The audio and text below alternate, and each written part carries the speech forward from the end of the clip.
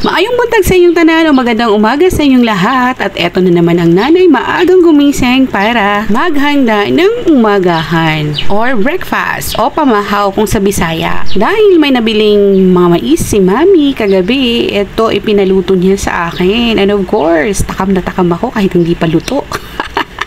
Tingnan niyo naman. Napakaganda ng mga mais, preskong presko, parang ikaw lang. Parang ikaw lang talaga 20 years ago. Hindi na karon. Sa bata pa, lami pa na unya tamis. At ayan na nga't nilagyan na natin ng tubig para i-ready na isaing dun sa labas. Kasi may dirty kitchen na version 2.0 na nasa labas talaga. Tara, samahan niyo ako at magluluto tayo ng mais dito sa labas sa dirty kitchen. Mamasa-masa po ang lupa natin dito sa labas kasi matlakas ang ulan kagabi. Sa mga social dirty kitchen ang tawag dito sa Bisaya abuhan. Kay kung wa kay abuhan, o daw kay right magmingyo naman na sa una. Hindi po kakabalo mo haling aw di po ka makakaon. Or kung hindi ka marunong gumawa ng apoy, hindi ka makakakain. Simple. Ika nga ay simpleng arithmetic lang daw ang buhay kasi pag hindi ka marunong sa mga bagay-bagay na napakasimple lang, hindi ka talaga survive sa mundong ibabaw dahil simple pa nga lang ang mga dapat mong gawin, hindi ka na marunong, paano na lang kapag komplikado na.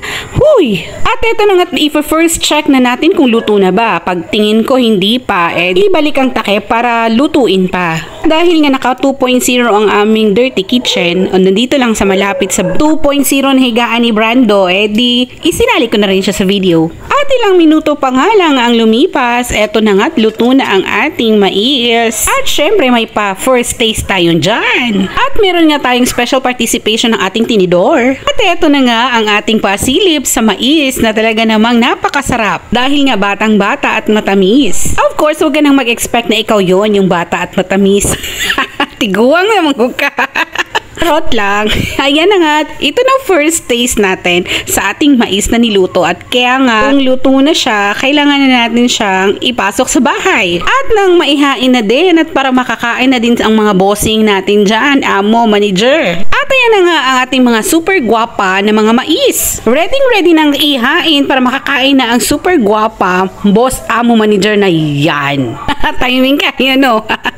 Ayaw na magpalagdira. Kaya ako maning video. At sa puntong ito na kumakain ako, magpapasalamat ako sa lahat ng mga nakapanood ng aking videong ito. And of course, maraming salamat sa aking mga new followers. Hello.